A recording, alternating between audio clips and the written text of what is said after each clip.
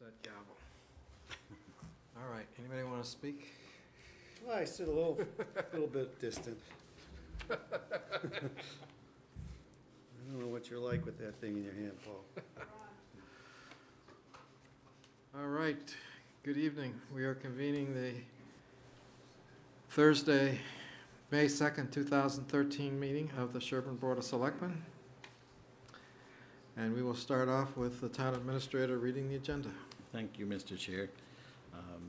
First off, we were going to start with public comment period and then go to town administrator's report. At 6:50, we were going to talk to the Sherborn Town Forest Committee, Dave Killian, President, Mass Forest Stewardship Program Grant. And then at 7 o'clock, consideration of treasurer payroll warrant number 44. After that, we'll look at the final preparation for the annual town meeting on Saturday. 7:20, we have a discussion scheduled about the annual town cleanup. At 7:30, a discussion about vacancy in the Board of Health office. And 7:40, future agenda items. At 7:50, we have an executive session scheduled to discuss collective bargaining. And also, the times that I noted are subject to change based on how the evening goes. Thank you. I have no additions, just a slight amendment to, it's a payroll and expense warrant. It's a big one. Oh, right. Oh, just payroll and Yeah. expense? Yeah. I have a carryover item. At some point, one of the Caruso reforms was that we would be meeting with the auditors and having them present the financial statement and the financial report. And I've received the financial statement and reviewed it, but as I mentioned, one of the Caruso reforms that we voted, I believe unanimously, when you first came on the board, you had this list of Yes, changes you I was in the wanted to see. honeymoon period, and you went with all of them. And they were excellent. Thanks. And I just want to see that we follow through on that, and I'd like to have the auditors in here to explain to us what the financial statements are and explain to the community. Yes, I'll talk to the town accountant to get it scheduled. Sooner rather than later, like at next meeting. Well, Paul, would you want them here when the next board member? I think it's However you important to wanna have do it for town meeting. When I was reading it, they had indicated in the report that over the last year, the financial condition of the town improved Okay. in many different ways. And they had a whole list, in fact, in the front of the report, Yeah. as to all the improvements that we've made in a number of key. So before the town election, you'd like to see that meeting and. Well, I'd like be to able see it talk before about that. town meeting, because we're Well, going into that's, town meeting and we're, I appreciate that, yeah. I wanted to see it before, and I was thinking as I was driving here, that this was the meeting that we should have had it, but gotcha. I hadn't thought of following through on it. Right, yeah. And you're new, so you weren't aware when the Caruso revolution took place with all his reforms, and so you weren't there when we voted this. And with our chairman out in intensive care, he wasn't there to follow through on it. So for a lot of reasons, we're at where we are, which is we're going into town meeting, we're going to be voting a budget, money is the number one issue, and yet the financial condition of the town is kind of like the baseline that we should know about and the community should know about as they're voting these very appropriations. Yeah. So the next best thing to do is at the next meeting, before they vote on the override questions, it's not a general operating override, don't misinterpret what I said. There's some ballot questions there for some borrowings that are debt exclusions, but they have financial implications for the town. And I think that it's fair to the voters that we implement the Caruso reform before the decisions are finalized on the financial aspects of the issues before the town. Do you I agree. agree? Yep, that'd be great. I'm kind of glad it wasn't tonight, because I wouldn't have been as well prepared on the review of the financial statements as I would like. but I will be when they're here. So other than that, then, is there a motion to approve the So agenda? I move that we approve the agenda as amended for the payroll and expense warrant. I second. All in favor? All right, then, tracking along on our agenda, the first item is public comment. Is there any public comment? Yes, Elliot. 2 weeks ago, I mentioned the party that they're gonna have at the Sherborn Inn, saying that I feel it's illegal.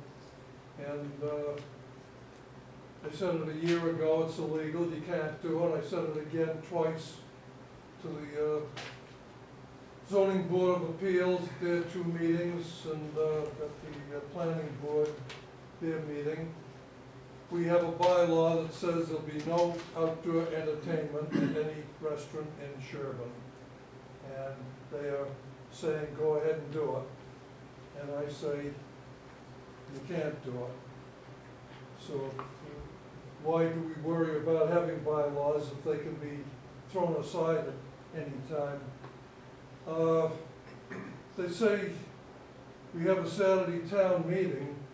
Pat mentioned that Saturday, the first Saturday in May, is some sort of a religious holiday gathering. I don't know whether she could elaborate on that. I'm wondering if many people will stay away from town meeting on this Saturday. We're not aware of any religious holiday. But going back to the first issue that you raised, we did ask the town administrator to look into this matter, and I wonder if you have anything to report. About the permit for. Yes, the Yeah. permit issue. I spoke to Mike Jimo from the ZBA, and I talked to town council about it. There was nothing that I could see procedurally that has gone wrong in issuing the permit, and nothing I could see from the town's perspective that the town has done anything wrong in issuing it. Now, what I can do is put it in writing and respond to Mr. Taylor, Mr. Yes. Tyler, I'm sorry. Generally, whenever, it's been my personal policy, and I think the policy of past boards, that when people file complaints with us, we don't ignore them, we investigate them, and we get back to them. Okay. And it sounds like nobody got back to I have Elliot. heard absolutely nothing since I walked out of here 2 weeks ago. So Yeah. something has been done, and please, Convey that. And as I say, it is illegal, and it's under my bedroom window, and I just wish I had an attorney, that I could afford an attorney, and I could probably sue the town for $50. And it's just outrageous. When the Sherborn Inn wanted to get their initial permits and their rezoning and all, we were all assured there'll be no problems. The time I says, I am opposed to having this thing under my bedroom window. This is 28 years ago, or somewhere back there, can't remember the fingers. And so I've been opposed to everything down there ever since, and even before they opened. And here we have 500 people last year came in there. I complained to the police that I'm hearing noise coming from the Sherborn Inn that I object to.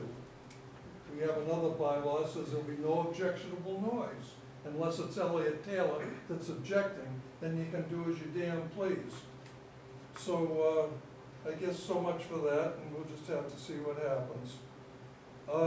Also, you mentioned here, also at town meeting, a time limit of 2 minutes. And this is ridiculous, because there are many things that people want to say that are going to take more than 2 minutes. And you've also on your agenda here tonight, you said please limit to 2 minutes. And I will get it. I think that legally, anyone should be able to talk as long as they want, as long as they are sticking to the subject. Not that we've had any filibusters or anything, and I know that you want to keep the meeting going, but to have somebody ring a bell when you're in the middle of a sentence trying to get a point across, I think is outrageous. And again, the town might be sued because of it. And I got 100 other things I could comment on, but what good does it do? At town meeting, we want to put air conditioning in a school building. I've been complaining about the air conditioning in this room ever since we walked in here, what, about 8 years ago now? Somewhere back there. And we have to have the air conditioning turned off because it makes too damn much noise. And I've been saying, please, please, please, put a quiet motor in the air conditioner so we can have it on and hear what's going on in the meeting. And so I think it's a violation of the open meeting law to have that stupid ventilator spitting out so much noise over the past 8 years. So those are the 3 items. I guess I've taken my 2 minutes. Thank you. Elliot, you'll notice you took about 5-6 minutes, and On 3 items, so. there was no bells ringing, and Well, that's two minutes per item. we appreciate your coming to this meeting, and we appreciate your input. But it doesn't do any good. You caused an investigation to be done, Now, and you'll get a report on that investigation. it's my right to comment whether it does any good or not. Any other public comment? Sean? Sean Colleen, Butler Street. I just wanted to make a general comment about Article number 8. As being a proponent of at least 2 of the items there, I know there's not much we can do about it. I would have preferred that each of the items be able to stand on their own merit rather than be voted as a single item, which isn't going to be the case. I know they're going to be voted separately at town meeting, so I guess my only comment to that is I would suggest that the proponents of each item be there to really fight for them, because hopefully it's not too light of a turnout, but some of these things I'm assuming will be contested pretty strong. Yeah, it's the intention of advisory to do each one separately, and there are separate motions for each of the items, and some of these are going to... But, so then but at the election, it'll be 1 vote, right? They're all debt exclusions. Whatever's left will be 1 up-down vote at the election, right? Let me just finish the Sorry. thought. These are all going to require a 2/3 vote, Okay. because they're borrowing articles. So there are 11 items, there needs to be 11 separate 2/3 votes on each of these items. I'm sorry, I didn't hear the last part that you were going to say. So then, say there's 8 of the 11 that pass town meeting. Yes, It'll be 1 single vote at the election, correct? Right. For that debt exclusion? but it only applies to those 8. Right. Okay. If 3 fail, they're gone. They're gone. They're If all gone. 11 go through, Right. There is no number in any of the ballot questions. The reason why there's no number in the ballot questions is that A, state law requires it, and B, because with borrowing, you have both the principal and the interest, and so the number is dependent upon competitive bidding as to what the bonds are going to be. So there isn't any amount. There's simply a list of the capital projects that the town is undertaking. and then you're voting for all of the ones that made it through Yes. town meeting. Okay. David Colleen, who might be related to the prior speaker? Yes. Years ago, we had the same situation. We had, say, 8 items, voted at town meeting, went to the general election. There were a lot of us, including myself. After you voted 1 at a time at town meeting, they grouped it together. So you had the school against the fire department, against the highway garage, and some of us, even on the fire department, voted no to all of it. And we had to have a special town meeting to try to recoup, you know, fire trucks that we needed and equipment that we needed, because some of the stuff was not what the major townspeople wanted. So I think Sean's idea of splitting the vote at the election into 8 or 11 pieces instead of voting for one group. Well, this was a discussion we had. I wish you had been there when we had it. But the statistics show that debt exclusions that are combined fare better generally statewide than split ones. Problem with the split one is that it does cause competition between different groups. So if you're in the fire department, you go and you vote for your thing, and you figure, that's what I want, I don't want the rest, so you vote against the rest. And if you're a school person, you come, you vote for your school project, and yeah, the school, Pine Hill is in here somewhere there. And then you vote against the rest. So there is, statistically, there's something like a 60% chance that this question would pass, just statistically, versus something less than 40% standing alone. This is just statewide average. This doesn't take into account what the question is and what the population feels about these questions. When you're a coach of a baseball team or a football team, you go with the percentages. If you put in a lefty when you think that you're going to get an extra 10 percentage points. So, and it also is intended to develop the concept of one community. We are all one community, and the town meeting determines that these are all essential enough to warrant our spending our money and our increasing our taxes. Then we should all rise and fall together and not have different camps campaigning for their different little pieces. Let's all campaign for it together. That was the thinking anyway. Is there any other public comment? All right. We need 100 people at town meeting for a quorum, We do. so make And- that clear. And I'm glad you mentioned the fact that time meeting is on Saturday, May 4th. It is- What time start? 10 o'clock? 10 o'clock? 10 o'clock. So 10 o'clock Saturday. We are not going to go into the evening until 11 o'clock. We've had a lot of complaints about evening meetings and people getting tired and wanting to go home. This is hopefully going to be a meeting that's going to be fairly efficient, move right along, Get home for supper. get home for a late lunch. Late lunch, yeah. The Board of Selectmen and the Advisory Committee are pretty much 99% in agreement on the articles and the motions.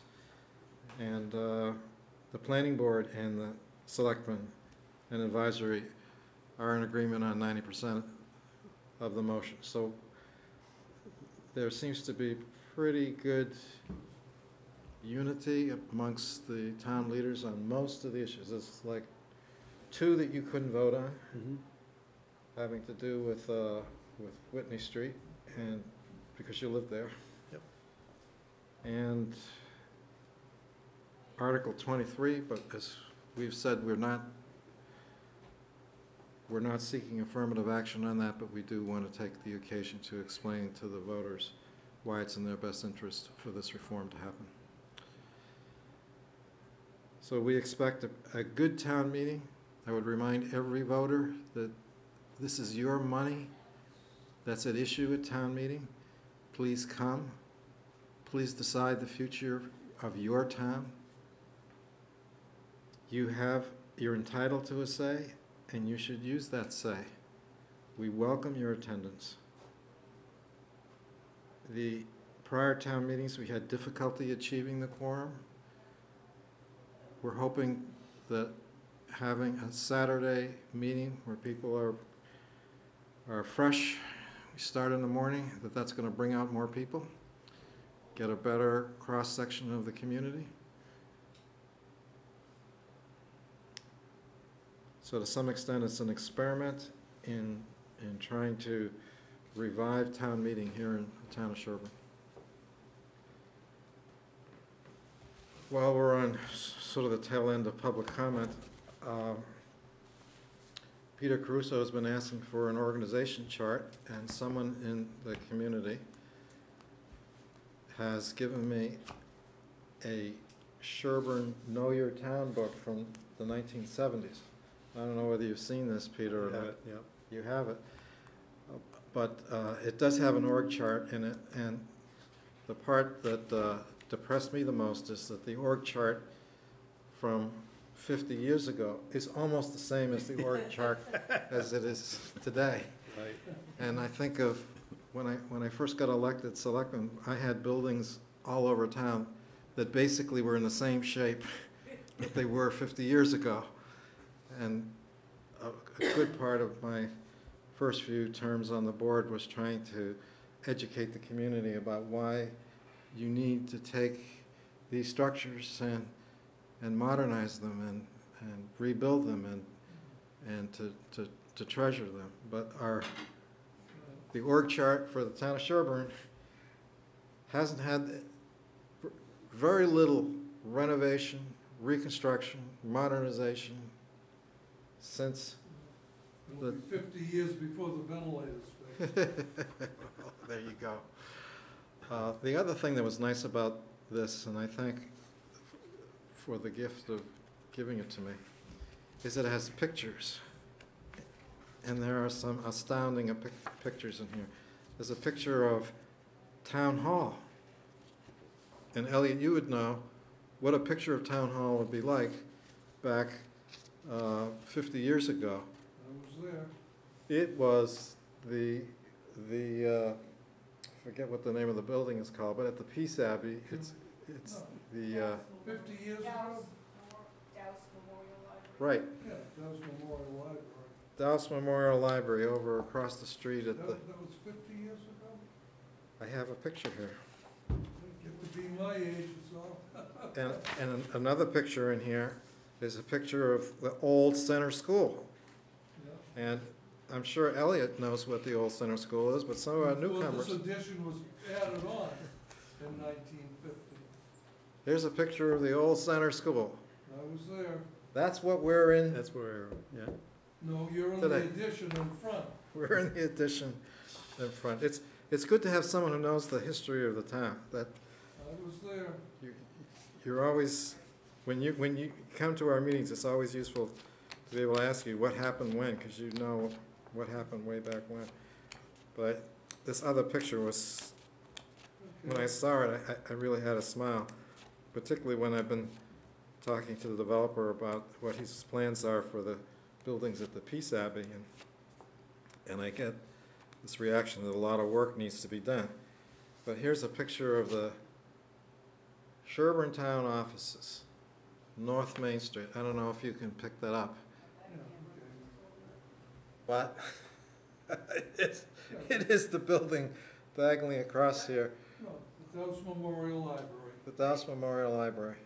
at the intersection of Washington, North Main and South Main. And the police In those station. days, it was just Main Street. And Elliot, this is to test your memory. Where was the police station? In Pete Jackson's bedroom. Jackson. It was, according to this, Police in the station. community center. Right, Really? before it went to the basement of this building. There's a picture of the Sherborn Community Center, but the caption under the picture reads, Police Station, Right. Sanger Street. So look how far we've come. But not in our government structure. Okay, how much for the books and where do we get them? This is a historic relic now. Maybe I should sell it on eBay for, Highest bidder. They should have them at the library. it's what? They should have them at the library, I would think. I don't know, but it is a treasure. Maybe we can print up a few and sell Do you want to take a look at it? them. I'd love to. Thank you. Just give it back. We know where you live, Elliot. Yeah, across the Sherborn. Exactly. Betsy Johnson, Historical Society. All right, hearing no more public comments, we turn to the town administrator's report. Thank you. This week, we were busy setting up farm pond personnel, finalizing some hirings and reorganizing the structure there. We also attended a few collective bargaining matters. I attended the candidates forum today, as you guys well know, and just wanted to publicly thank Karen Jewell for putting that together and inviting us, and seemed to be a very positive event. The last thing I wanted to mention was this. Before you leave that, there actually were candidates more than I think anybody knows were running. I mean, there hasn't been any news coverage and hasn't been any announcements. So they had quite a group up there, and there were some people running opposed, but there are some people who are having opposition. Mhm. So there are some contested races on the ballot for the town of Sherborn this upcoming election. I don't know how the word gets out to people that there is a contested election on a few of the positions. And at some point, I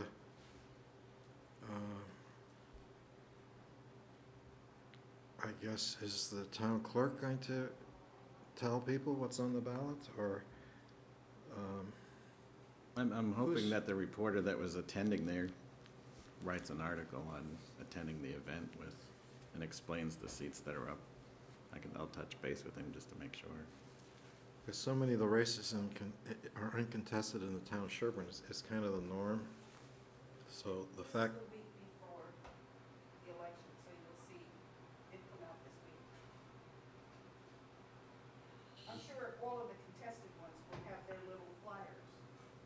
all right, but the election is 2 weeks away. Yep. And there were a lot of people there surprised that there was contested elections. And apparently they've been contested since back in March. But, yeah, So I just want to spread the word. There are contested elections. So people should put the election date on their calendar and come and vote. Yes, go on. Okay.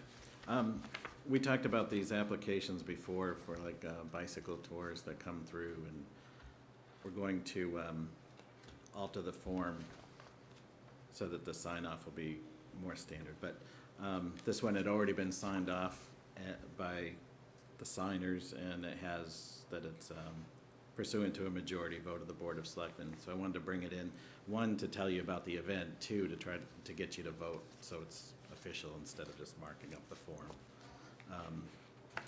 And the event is Tri-State Trek between July 19th and July 21st of this year.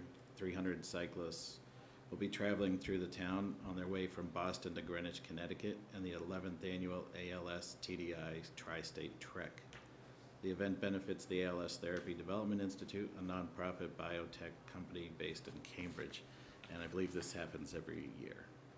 But one question I would have is, you said it would take 3 days for the bicyclists to drive through Sherborn? Is that what I heard you say? You're right. I think, I don't know exactly which day that they will be coming through, but it does show a 3-day event. So I don't have the dates on the details when those are scheduled, so. They probably intended to say that they were going to start Stagger them on over day 3 one in days. Boston and end on day 3 at their destination in Connecticut.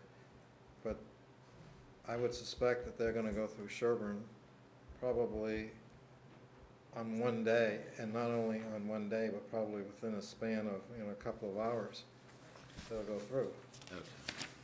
And that's really the time that we want to inform the residents of what to avoid and when to avoid it.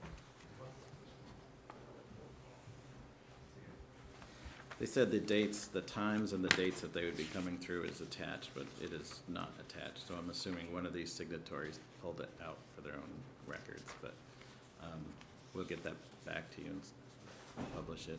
Well, we're gonna move approval since you're recommending it, right? Yes, yes. And you've got the sign off from the police and the fire and The police details are all booked and we have the insurance certificates on file.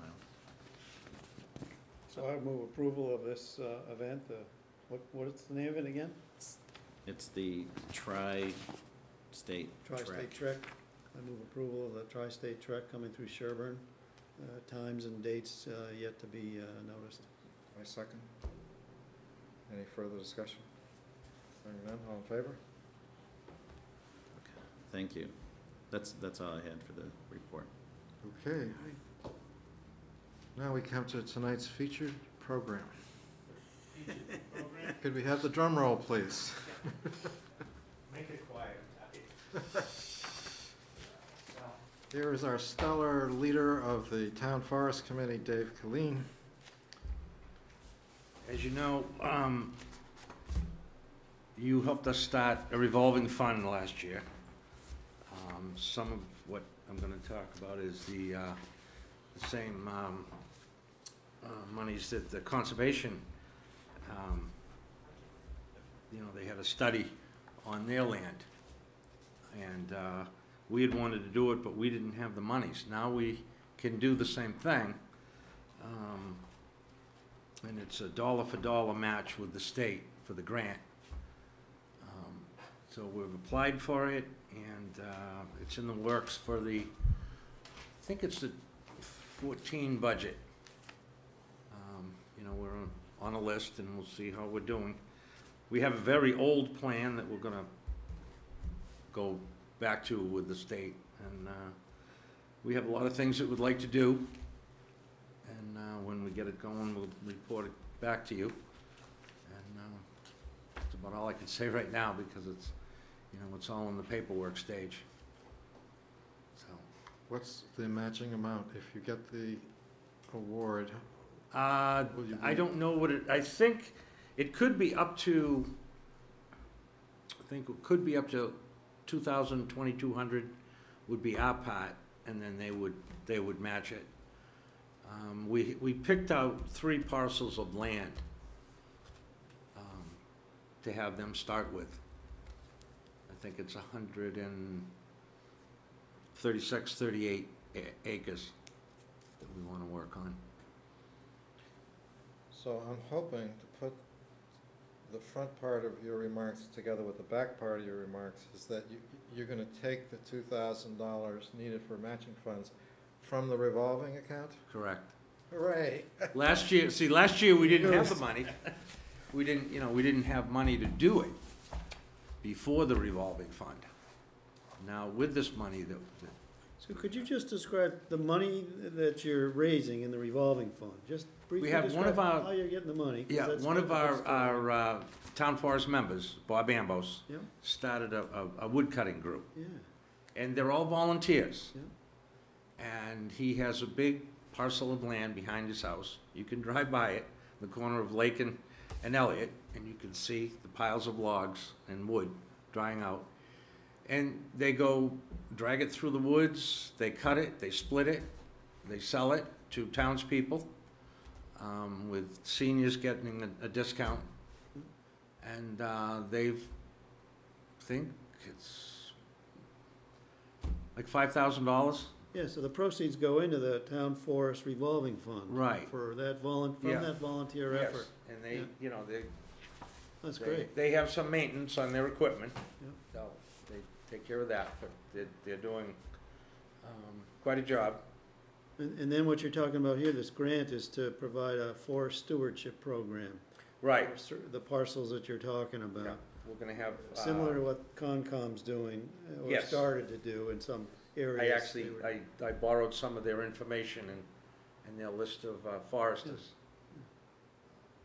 So we're gonna, maybe try to go parallel with them.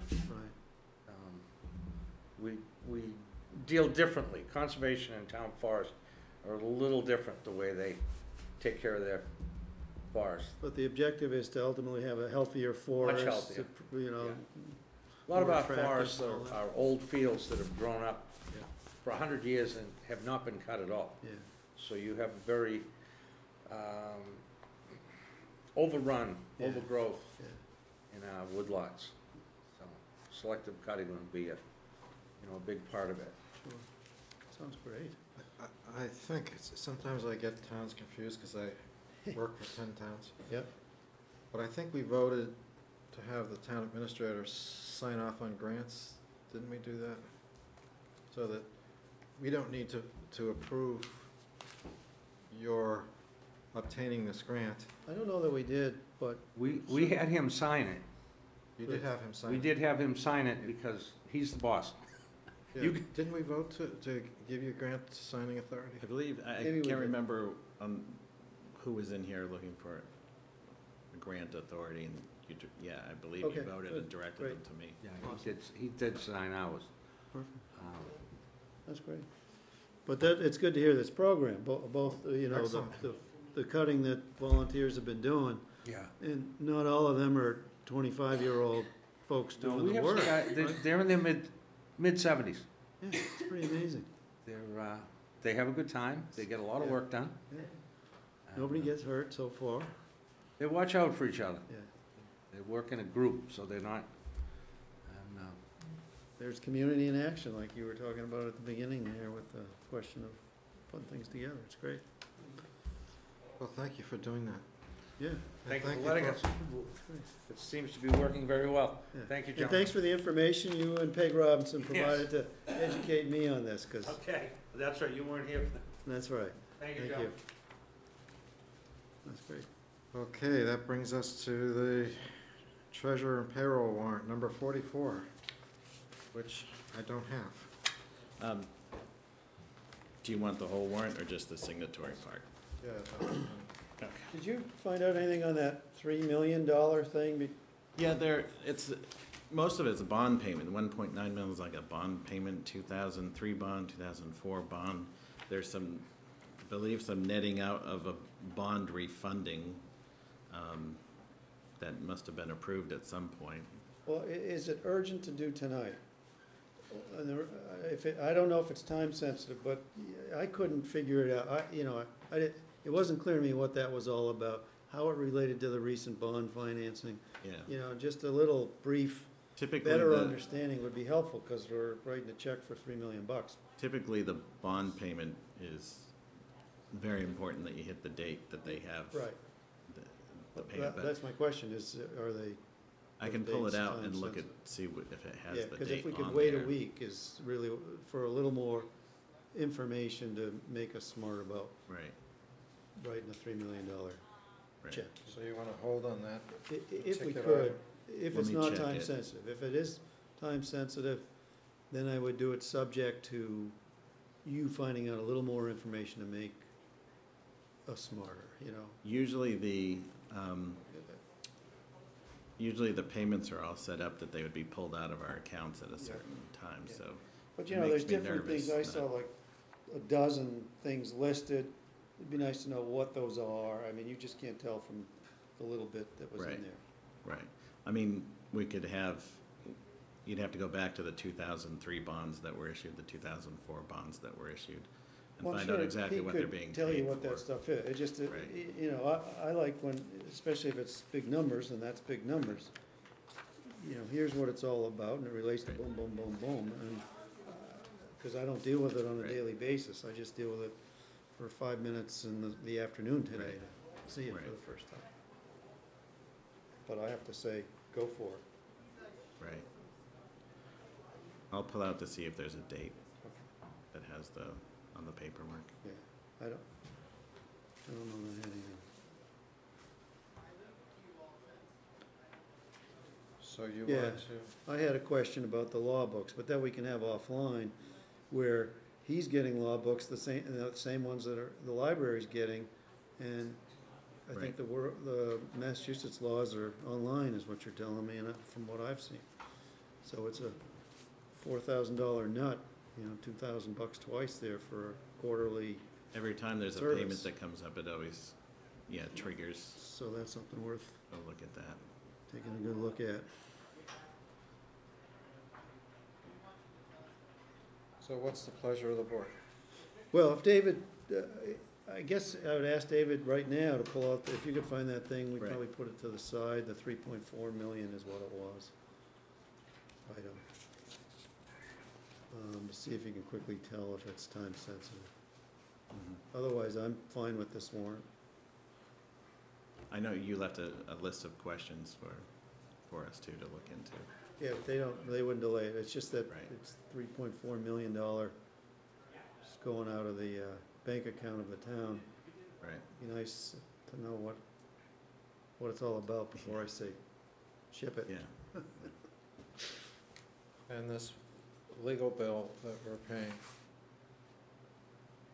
we don't have the money to pay it. There's a question on holding some of it, so I don't, I need to talk to Ruth. Right, she's Why paying a exactly portion she of it, what's Paid a left in the portion. budget, We paid a portion of it. and the rest will be Second portion will be supplemental after paid Saturday. After town meeting, Yeah. exactly. That's exactly what that says. We paid exactly what we had left in that line item, and then we will get paid after town And meeting. she hasn't tweaked her number for the legal supplementals. But you're assuming This the last town law. meeting's gonna vote to That's correct. provide the money. That's correct. So it shouldn't be that we're gonna pay it after town meeting, it should be we're going to defer action on it until after town meeting gives us the money, because we can't Right, spend the that's money if right. we don't have it. Okay. But I'm still waiting for a motion. Well, I'm waiting for him to look at the $3 million thing, Okay, so let's see if I can find it. because you looked at it, right? Like I asked earlier.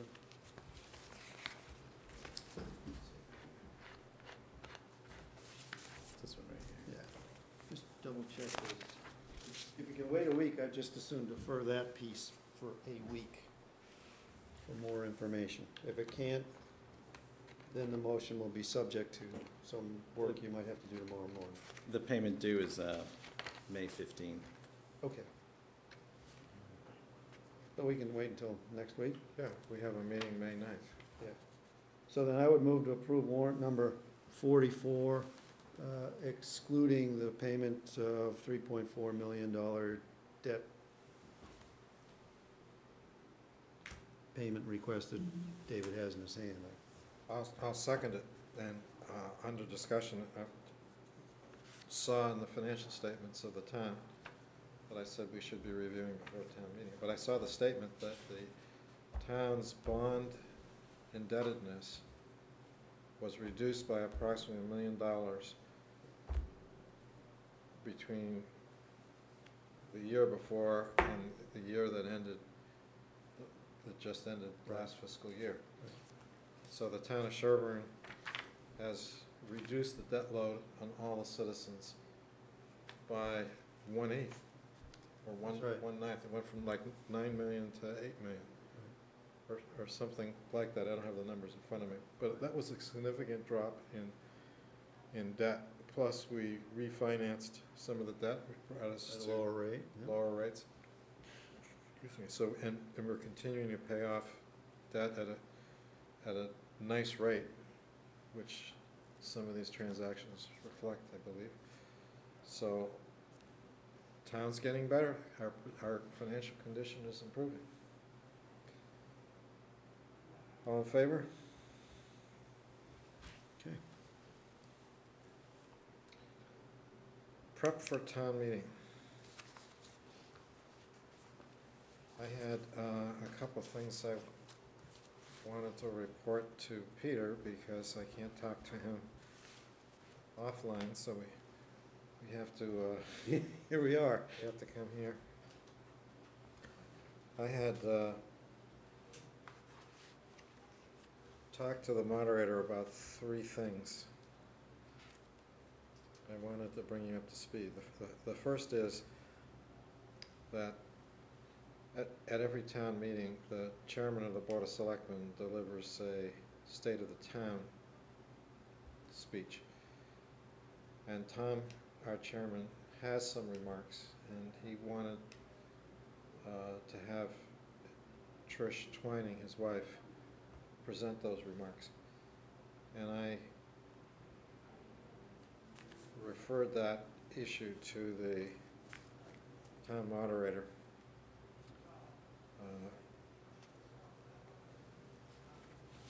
I think it makes sense to have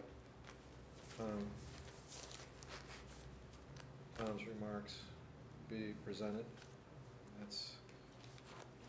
He's our chairman, he has that right. Yep. But she felt that I'm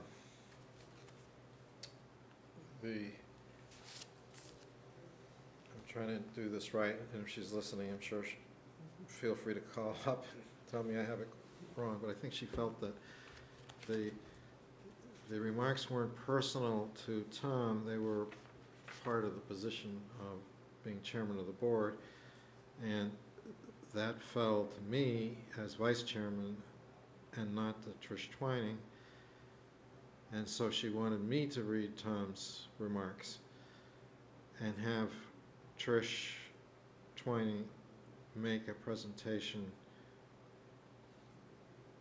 as part of the moderator's remarks, that she would call on Trish and have Trish report to the town about the situation with regard to Tom. Okay. So I think where it is now is that I have these comments from Tom, and I'm going to try and do justice, do the best I can as if it was Tom who was delivering the remarks.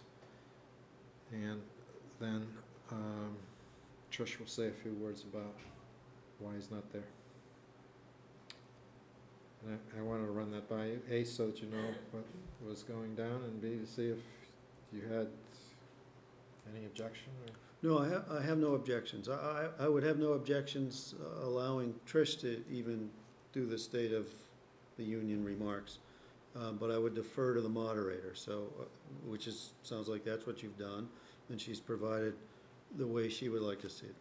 Me, we're a small community, some flexibility from my perspective, particularly in this circumstance, is warranted. But as long as Trish is happy with doing just an update of what's happening with Tom, that she's comfortable sharing, and also, I'm sure she'll share how much he has enjoyed being a selectman, and how active he was with it and so forth. And I think people will appreciate that more, hearing it from his spouse. So however that works, I think however we can involve the fact that Tom is our chair, remains our chair, has done a lot for the community, is facing difficult times right now, the more we can do that. And I think you'll do him, you'll serve him very well in your rendition, your reading of his remarks. I can't possibly... I have full confidence. You may not be as exuberant in certain ways that he is, but that's okay, I'm a very quiet guy. Tom is... he's pretty exuberant. Pretty exuberant. Yeah. But I think you'll do him justice, so I think that's great. I'll try. And as part of that, the election is May 14th. Our last meeting is May 9th. And frequently when someone leaves the board, at least it's been my practice in the past, I feel we should give a little gift. And so I'm working on a little plaque. Right. With a perfect gavel.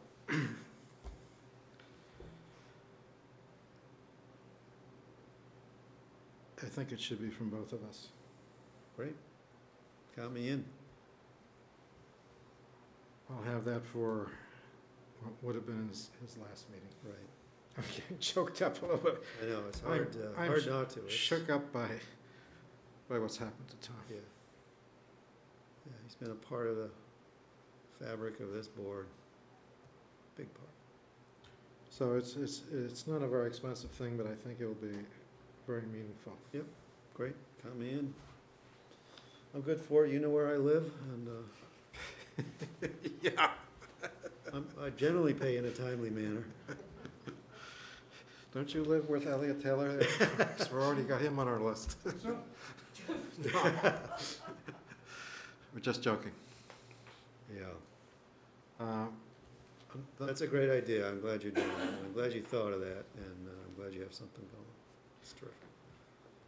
The next item I talked to the moderator about was the fact that you were going to do a little bit of an educational presentation. Yes. And I asked her to talk to you about it, and I think she told me she did talk to you She about did. it. Yep, So I wanted to close the loop on that, and make sure that you talked to her, she talked to you, yes. that the amount of time you needed, whether you needed a PowerPoint or slides. or 5 whatever. minutes, I'll, basically doing the PowerPoint that I did at advisory, but just more quickly and a little abbreviated with with a little slightly different intro, which will make it more interesting. And at the end, a slide that talks about next steps, and that still needs some tweaking. I did give it to David, he gave me some good comments. You know, I don't want to be belaboring it, I don't want to create confusion, I just want to seize the opportunity and do my best to make sure people don't think we are completely coming out of left field on this.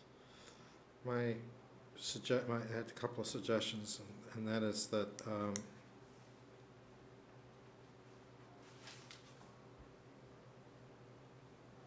the comment from our town administrator that if he was able to manage these positions, he could save money for the taxpayers. Because I think at the end of the day, people need to hear that one of our motivations here, one of the purposes Cost here, savings, yeah. is cost savings. It's hard to put into words to our viewers how much effort goes on by this board to try and find new revenue sources, to try and control expenditures, and to try, if possible, to cut costs. And a lot of what is at stake here is the perception that we have a guy who's done treasurership work, or whatever it's called, who knows how to do the job. And if he was able to manage the job, you estimated you could save the community, I think you said 65,000 or something in that. Yeah, I mean, nature. that was a safe minimum just on that one issue. But, you know, the goal anytime is to reduce costs and increase services. I mean, that's the perfect world goal. But if you can only reach 10% of the budget, or 10% of the employees too, I mean, 20% of the employees, something. But I'm just suggesting you figure out a way to put that Yeah. thought in there that No, and I think it's beyond just the cost savings that you would determine based on maybe some payroll benefit changes, but there's also cost savings in terms of how you do things differently that I think are there to be seized. And so that's also part of the messaging that needs to get forth there. Yeah, so I'm Yeah, suggesting to you that Yeah. that be part of your presentation. I'm sure your presentation Well, will be excellent. I mean, I'm just it trying- is a lot of what we saw at the advisory public hearing, but more succinct, I hope, in terms of the way I present it, as well as capturing the imagination of people who are really only seeing it for the first time, or are only grasping it by looking at 23, 24 and being a little bit confused what's going on there. So hopefully we can, I'll be able to provide some clarity there at the same time. And it is, And it's a 5-minute gig. I mean, when you can make a reduction like that, 65,000, that's 1 year, but Yeah. it's the gift that That's keeps giving. Every year. That's right. Yes. Right. That's right. And every year we're scrambling to try and balance the budget. And there are so many worthy things to spend money on, and so many people come to us begging for that extra dollar, that it's a step that would benefit the community. Right. Another item on this is that I invited Collins Institute to be there and town council to be there, and of course the town administrator to be there. So you would have the full project team.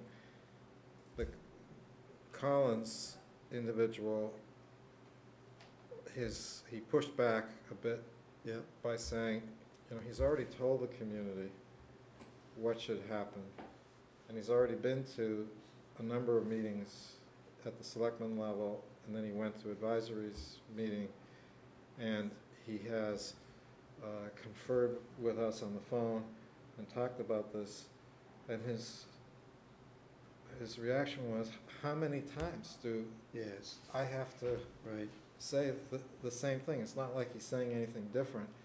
So why do we really need him to come and say the same thing that he's already said so many times? And I think it's because the pushback is kind of an attack against the selectmen. And here's a guy who has no dog in this fight, no horse in this race, who's just an outside consultant who looks at things and tells you maybe what some people don't want to hear, but it's his best judgment. And it is what it is. He's said it. So with that background, do you want me to Insist that he be here? Yeah. No. I guess, when he talked at the advisory public hearing, I thought what he said was right on. It really resonated with me. But I'm a private sector kind of guy. So, he was talking things that just, yeah, I get that. He's saying it, that's exactly right. But it was interesting, and I was a little surprised when a couple of people have come up to me since then and said, I don't think he helped your cause. He, in the delivery and the messaging or whatever, they just found that it wasn't helping them feel comfortable about the efforts that we were trying to do with 23. And I'm not sure, I haven't fully digested that, but it just sounded like it became more of a distraction, and maybe, and that's not to say he didn't do a great job. I thought it was terrific. It's just that some people didn't find it beneficial. They found it objectionable to a degree. And so I'm not, I don't have such a burning desire to have him there. And in fact, when I spoke to the moderator, she actually suggested just having him for questions, not necessarily giving a presentation.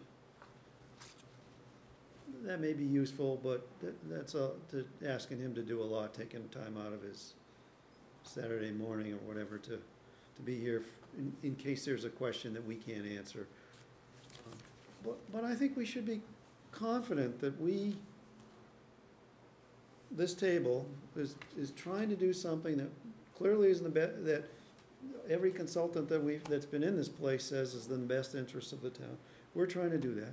We're not trying to pull a fast one. We're not trying to, all of the things that we're not trying to do a power grab, none of that stuff. And so that's the task, is to get that message across. Would having Dick here help us in that? Now I'm not so sure. I'm going to follow your lead on this because you're the guy with the presentation. Yeah. My only concern is that I think you and I and Tom has really been the leader on this. I've always approached this as a business issue, saving money, all of that. And yes, sort of part of that issue is that there may be layoffs of people. Right. Right. Because when Dave looked at how to save money, it included reducing headcount. Right. And so the reaction back to me is surprisingly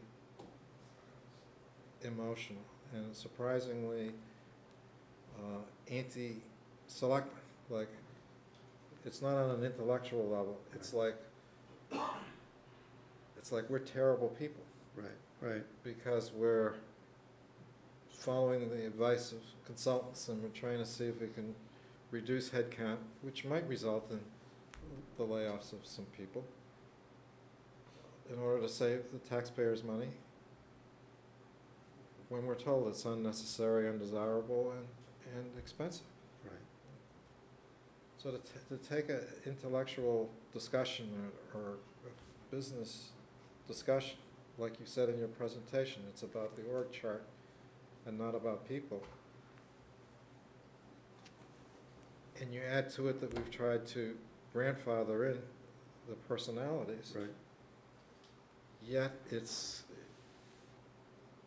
become so personal. But you can understand that.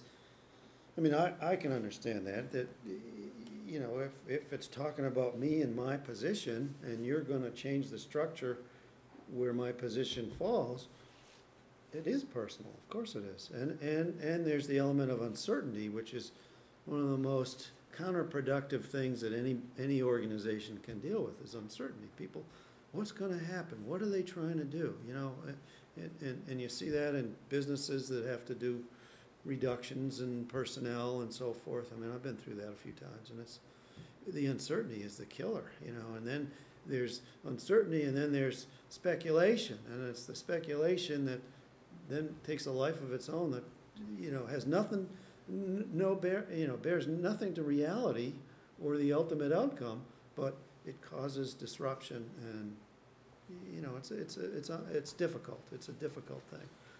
But just to go full circle, the point I'm making about the fact that it's become personal is that the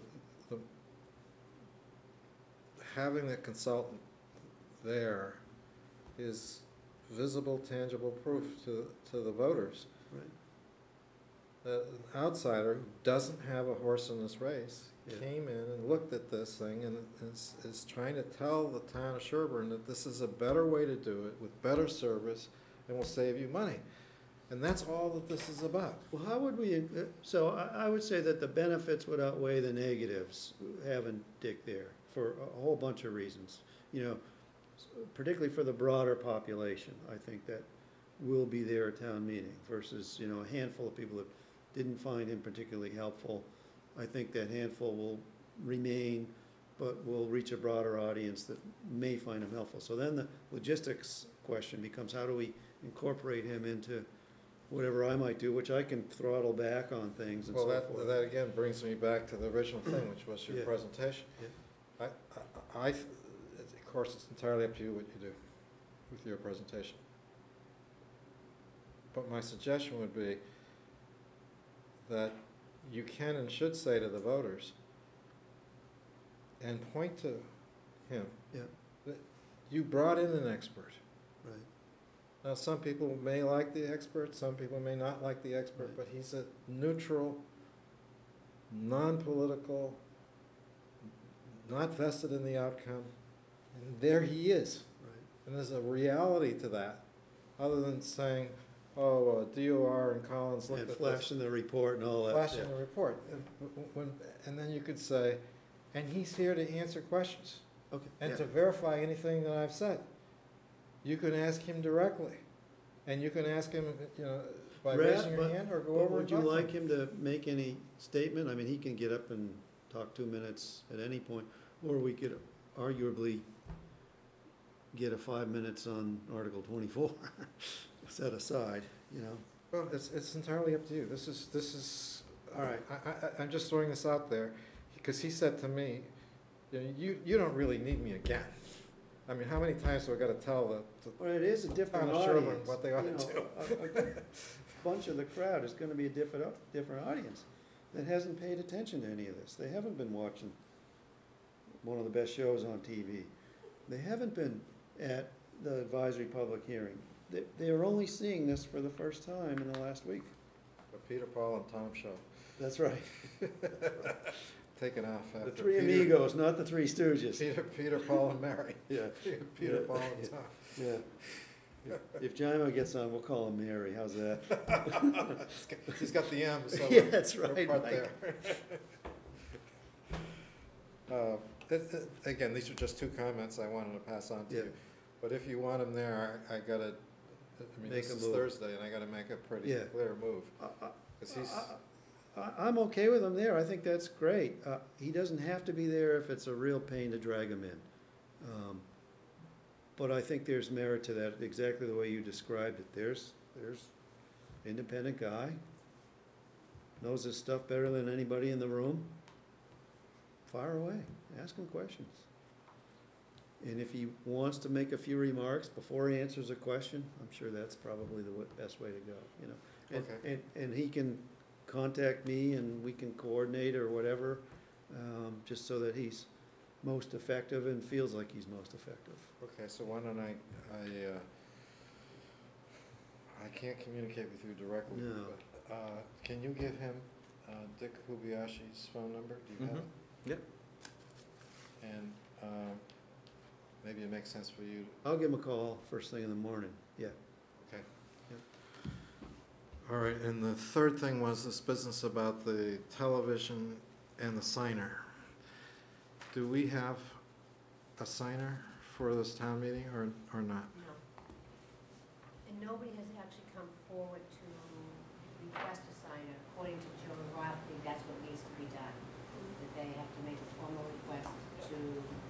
I thought she requested a signer. No, it wasn't even for Joan. It was for another family in town that might want a signer. They need to make a formal request to the town clerk, if I understand Joan correctly. And she talked to the town clerk about that.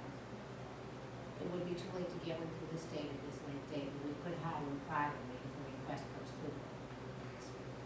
As far as I know, and what Joan has told me, that we don't need anything to tell me. But we need to set something up for the future, so that we have something in place. There is a form that we can fill out that will be at the state. Once it gets accepted, then if we ever need one, we can just, we're already approved. That's a simple, through a state agency, and basically when the request comes in, we would contact them, and it's almost like a referral service that goes out to the person who's the sign language person, or a CART system, which is kind of like a court reporter. But they're not supplying them. We enter We into a pay them. contract with that particular person to attend. And it's, I think they require like a 15-day notice so that they can put it on their schedule, because these people are going around attending public hearings to help people, that kind of thing. So, but I was told that there was no request that came in to the schedule town. a signer, and somebody had touched base with Joan about that. Okay, my 2 cents would be the old Boy Scout motto, be prepared. So we're lucky we don't have a request for a signer, because then we would be really scrambling for a town meeting that's 2 days away. But why not get ourselves registered or recorded where we have to be? Because we will continue to have town meetings in the future. And we can continue to have the possibility that someone's going to need it. And it's our obligation to allow participation by as many citizens as possible. My experience with these systems have been that those that know that if they know enough in advance of an event coming up, that they know that they need to make a request as soon as possible as well. And they're informed of their rights under the state. So we can try to get those, broadcast that to the community as well, that they do have a right to speak up and ask for an accommodation on those meetings. But we haven't seen those people come forward yet. We want to increase participation at town meeting, at regular meetings, and so on. And if having more accommodation for those who are hard of hearing would increase that participation, then I want to see that done. I think Peter wants to see it done. Makes good sense. Yeah, and I think I have been emailing with Joan about which specific type of equipment and what other entities. I think there's a local church that has a system for assisted hearing. I think the sign language people are mostly for people who have learned sign language and are completely deaf, as opposed to someone that has a hearing issue that they're dealing with. So. Well, that's the second item I wanted to bring up. There was talk here that between the cable people, and I'm looking at Pat Cassell because hopefully she knows something about this. Pat Cassell is our cable operator, who's been doing it as far as I can remember way back since the dinosaurs roamed the world. But there was talk about setting this room up for this hearing assistance, did that ever go anywhere, or is that gonna happen? I don't That's know. what you're working on, right? What I've been talking with Joan is what specific type of equipment, and she wasn't really that familiar with what equipment that we should be going out and purchasing. I did tell the Disability Commission before that if there was anything left in our buildings budget as we got towards the end, that we could address some of those issues that they've been mentioning for, I guess, for a while now. But that, I don't know the exact cost of that equipment yet. I haven't costed it out. But I have heard from Joan about a local church that has a system that people seem to be using and liking. And I don't know if Pat has any other All three churches. communications. All three churches in town have the system. Have the special hearing. Well, can our cable committee come up with equipment that would, or specifications for the I notified them, we need to set up a discussion, you know, that we need to treat this seriously. For town meeting, we're going to have a TV set up in the cafeteria, for people who want to go out and have a sandwich or something. They can go out and sit there and listen and watch the meeting there, but if they have to vote, they gotta come back in again. I mean, that was what we've set up for this time. So there is an accommodation of sorts for this one, for some of the people, and we'll just have to pursue it. Can you get closed caption on the TV? That is, technology that is not available, is extremely expensive, and, it's not gonna happen right now.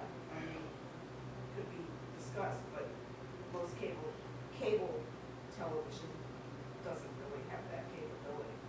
It's very expensive, and it's not part of our technology right now. Okay. Well, those are the things I wanted to cover and prep for town meeting. Anything? No, only, I know that we got a model, an updated model today, which influences the numbers that people will be voting on, the budgets and so forth, and the cash flow. So I had some questions for the town accountant on the model, and she'll be, she said she'd get to those tomorrow, so that's good. And hopefully there are no further surprises beyond what we've seen today. There was a version that came out at 6 o'clock. Yeah, yeah. I haven't seen. But I had a number of questions for her that she said, she got back to me and said, I'll deal with them first thing tomorrow. So that's all, just that we're all, you know, she'll have some changes, unfortunately, to numbers that are already published. And so she'll need to be the resource to explain what's going on, should somebody have a question about those that advisory can't answer, because I don't know that we would be the ones to answer those types of questions, right? I hope that the increase in state aid is being factored in.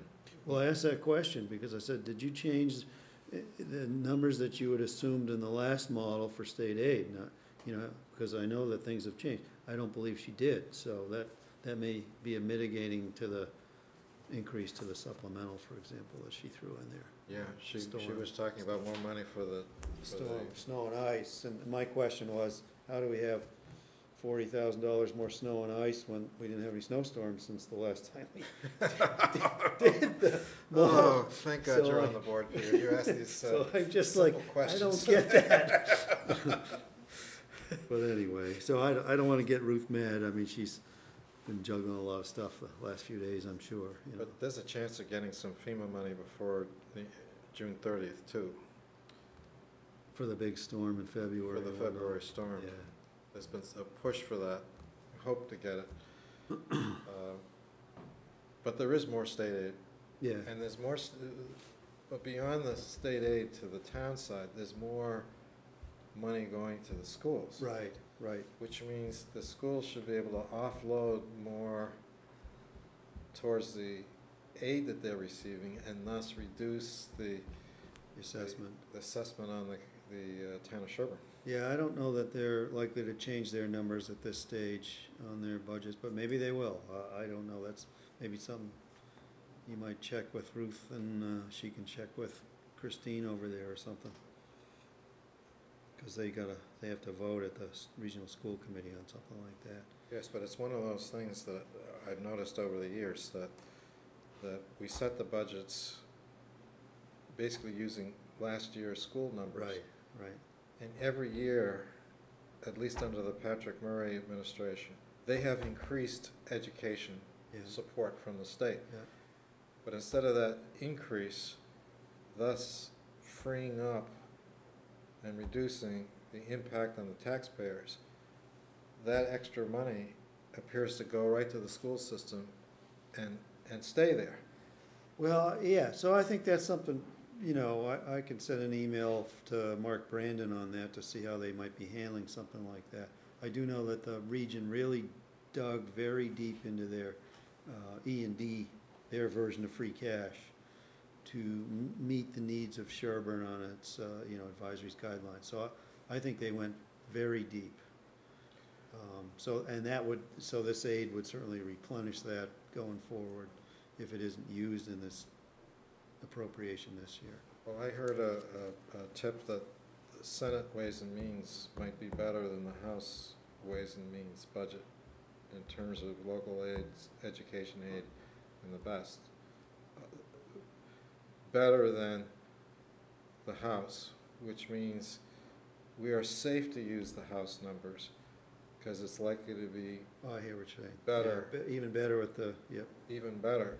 And if we had a town meeting that was a little later, many communities are moving their meetings later and later in the year so they can get actual numbers. Yep. There's apparently going to be a significant amount of money going towards education. That's going to be a boost over prior years. Yeah. So if all that money's going to education, that's right that they dug deep, but they're going to be hopefully recouping. That's right. That, so that, A lot of that, but it's maybe- timing, yeah. Maybe some of that can also be used to offset the assessment on the two communities. Right, I don't know if they've revised their numbers though, and that would require a regional school committee vote to do that, which I don't know when their most recent meeting was, but I don't envision that they'd have one before In the past, Saturday. anytime they voted a new number, they sent us the update. That's Yeah. right, yeah. So your points are well taken, and maybe somebody will pick up on that when they, if in fact they ask the question on Saturday. Anything else on Well, town meeting? we're scheduled for a meeting early, right? We're We're posted for 9. posted for 9 o'clock. And we would expect to do that, or we'll know by the end of the day tomorrow what we're gonna do for the hour before. Besides, Have we posted an agenda? I haven't seen an agenda. I don't know if there are any, Well, there's no items items on on the agenda. All it says is we're posted meeting for 9 announcement. for any prep for the annual town meeting that starts at 10. so should I just plan to be there at 9 It's very anyway? generic what I posted, guess. so I wouldn't watch this later. I mean, I'm fine with it, I just wanna know where to be when. It's too late to amend that. All right, can we go on to annual town meeting discussion, annual town cleanup discussion? I asked for this on the agenda because some years ago, we used to have these annual town cleanups. That cleanup consisted of our asking every homeowner in town to go out to their front of their property and clean up the trash, put it into bags, and then we'd ask Cmte to come by on the Monday after the weekend we picked, to pick up all the trash and take care of it. And we also would ask the Boy Scouts and the garden clubs and all those to help. Then some years ago, we enlisted the aid of prisoners from Framingham Correctional Institute and we had them doing the main streets as part of that. I don't know what we're doing this year, but I'd like to see this town all spiffed up and pretty. And so you and I have talked about this a few times, and I wanted to get your thoughts about what we can do, what should we do, Well, and to talk to Ed, our Cmte director, about what he was able to do. Right. I think when I talked to the CMND director, you know, his concerns were last time that it wasn't utilized as well as maybe it should have or could have been. We could have him speak on that. And I also get nervous about asking people to clean up the public ways and the streets in front of their properties. But if it's been done before, then apparently it's not an issue. But I was thinking maybe we could identify public spaces that need to be cleaned up, that are larger spaces like the town campus and the recreation fields or surrounding the recreation fields, surrounding the school. I know Farm Pond, we've been planning a cleanup day there for May 18th. So if there was going to be something for the rest of the community, that would be a good date to do something.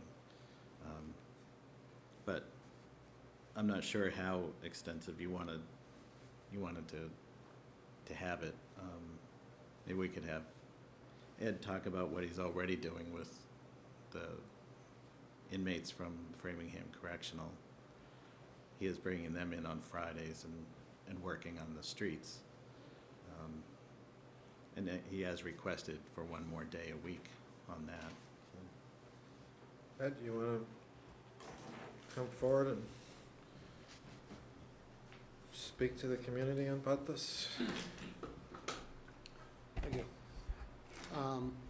Beginning the end of last summer, cutbacks at the correction facility only enabled them to bring in one crew per week.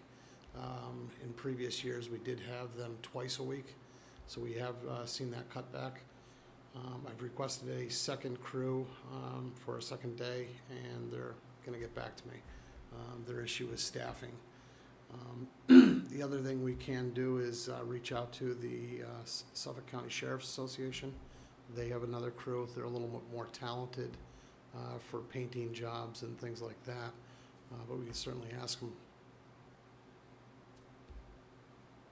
If we rely on these inmates, do we not need homeowners to clean up their own properties like we did in the old days? The old days, yeah, we did utilize, from what I've heard, we have utilized residents in certain groups, and then CM&D crews. When we had a few extra personnel, we would do some of the cleanups. The prisoners have worked out very well when we had them twice a week. The other thing to keep in mind is the weather really just broke. So where they're just kind of catching up with all the snow, revealing all the garbage that's been there now for 3 months. And we're in the process of street sweeping, doing our basins, and once they catch up in another couple of weeks, it'll look much better out there. I think I've seen a drastic improvement in the past 2-3 weeks. There's some of the side road areas that we still have to get to, but for the most part, it's coming right along. So what would be your recommendation then? Do we do a cleanup? Do we not do a cleanup? Do we rely on I would like to see a, as Mr. Williams pointed out, is maybe an organized effort at Farm Pond, possibly at the recreation fields. The other thing we might reach out to the Boy Scouts is for maybe a stream cleanup and getting some of the debris out of streams and have them actually go along there, deadwooding, pulling things out of the way, hang-ups, if you will. I know a number of other towns do a number of stream cleanups. but not street cleanups? You think that's adequately covered by the? For the most part, the main roads. I really hate to have residents and young children out on Washington Street or North Main Street and out in that public way where there are no sidewalks. We can certainly reach out to, through the website and other community groups and make certain bags available for residents, and they can call and notify us, and we can schedule pickups like that For side streets. for the side streets. Anybody for that matter. Do the prison crews do the side streets? Yes. They do. Yep. So do you generally cover all the streets in Sherborn with them then? I wouldn't say all of them. We tend to concentrate on Washington, on the main ones, but we do get them off into the Woodland, Mill, Hollis Street, Lake Street. So we do branch them off. We don't get into neighborhoods like Harrington Ridge, Ivy, Yeah. in that area, but we do branch off. We've done Prospect, Brush Hill. So take one of those neighborhoods, Harrington Ridge, for example. If a coffee cup is thrown out there in the year 2013, when would it be picked up? If it's noticed by, if I happen to be driving by it, I will, more often than not, be grabbing it. In areas like that, residents have taken upon themselves, as they're taking kids on and off the bus or walking, to pick it up themselves. So would it be beneficial at all for us as a government, of the people, by the people, for the people, to try and help them organize in these neighborhoods and provide some sort of coordinated approach, pick one date for everybody, provide some bags, have you on a Monday morning then pick up the bags in these neighborhoods, have maybe the Boy Scouts participate, like we used to do in the old days, not for the main streets, but for these neighborhoods. Is that something that we want to do? We can certainly reach out and see if there's an interest. We can post it and see if we can get any of these groups to sign up. Is that something you'd like to learn a little bit more about and then come back with an action plan, do you think? I mean, I like the idea of the contiguous with the farm pond cleanup, but that's short notice. Right, right. And anything beyond it might that, be a distraction to the real objective of farm pond cleanup that Yeah. day. I mean, I would think Because then we Even if also, it do we have a was- hazardous waste? there is a Day coming hazardous up. waste cleanup day a couple of times a year, I think, that CMD oversees. We do it once at the Carol Rubenstein Coordinates Yeah. Set at CMD, and there's also. When's that? That's in June, first week of I believe it's June? in June. So there might be another And opportunity of a time frame to, because stuff's going to the press anyway about hazardous waste day, and if you want to do something. So to try and achieve what Paul's doing with low budget impact or no budget impact, but still fosters a little community spiffing. I mean, that would give us more time to prepare and actually get the Probably word good. out more. Yeah, I don't know if it'll be any more effective because most people will have cleaned up their property already by that time, I would Right. think. But right. at least the public areas should, they can always have attention. Well, I think we should be proud of Sherborn, and part of being proud of something like you're owning a boat. If you're proud of the boat, you're out there and you're polishing the brass or the railings or. We're trying to get my son to do it. But if you don't care about something and you don't pay any attention to it and you just let it slide, and then it looks like that. And I think the message we want to give to visitors in town and potential home buyers in town and to our residents is that we care about our town. We care about how it looks. We want it to be spiffy. We want it to be spiffy all the time. And so anything that we can do as sort of the leaders of the community to encourage the cleanup of the town. It's not, when you clean up the front of your property, it's not just for you. If everybody cleans up the front of their property, the whole community is elevated. And so when we drive through it, we don't look at the coffee cup that's strewn on the ground. We look at the beautiful nature of rural Sherborn. Elliot. A lot of the litter in Sherborn blows off trucks that say, "Keep Framingham clean." But And David behind it all, because he's. well, I'll kick anyone on the shins like that. They all kick me. To have a cleanup day, the last week in April is the best time to clean up your trash, because once you get into May, you've got green leaves and grass growing, and you can't see what you're doing. So in April, when before the leaves come out, you can look along and you can see there's beer can 1 over there and beer can 6,000,005 over here, and you can do a good job cleaning out. Once you get into May, all this stuff is hidden in the grass and the leaves. So when you plan a town-wide cleanup day, I would recommend the last week in April would be the best. And good luck, and let's hope you don't get too much poison ivy. Better late than never then. In the past, Elliot is correct, we've always had town cleanup in April.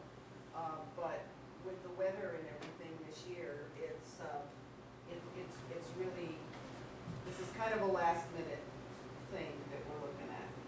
So we've kind of missed that window, but if there's anything we can do, now, that would be a little bit helpful anyway. But I think a full town cleanup, I think I take Ed's recommendation. For now, I think he's right. I wouldn't want to put kids out on the street, so I would go with what Ed has been doing, and just let's get Farm Pond cleaned up. Well, the farm pond is done annually and has already been planned for May 18th. And Cmte crews were in there today. Okay. We swept the lot, blew off the walkways. Well, that will make the job And, easier on May 18th. Yes. We did a lot of the heavy lifting. Yeah. Oh, wow, good. So how about circling back to Peter's suggestion that you take a look at it, Mm-hmm. see if there's a plan that you can work out that would be not just this year with this year's limitations, but sort of a long-term thing that we can maybe institutionalize. I like Elliot's idea about doing it in April. Yeah. You can't do it this year, but certainly next year we can You can see what you're doing. factor into the timeline. Getting prisoners twice a week, that's That's doubles. important. Yeah, That's important. and so, yes, do reach out to the sheriff and Yeah, the 2-day kept us pretty much on top of everything. The once per week is, I've definitely, it's not preferred. and let's do look at the idea of maybe mobilizing sort of the back neighborhoods, trying to help them. The way we as a government can help them is to pick up the trash for them. I don't mean physically pick up the individual trash, that came out wrong. To pick up the bags of trash that they have collected and take care of bringing it to the dump. I mean, obviously, any one of us as property owners can go out there and pick up trash at any time, and we can bring it to the transfer station and dispose of it. But there's something to be said about a communal effort, where we see ourselves as a community and that we're all doing this as part of a community with some support from CMD. I just think that it's part of community building. It's part of keeping us together as all common members on the same ship. Yeah, I think that sounds good.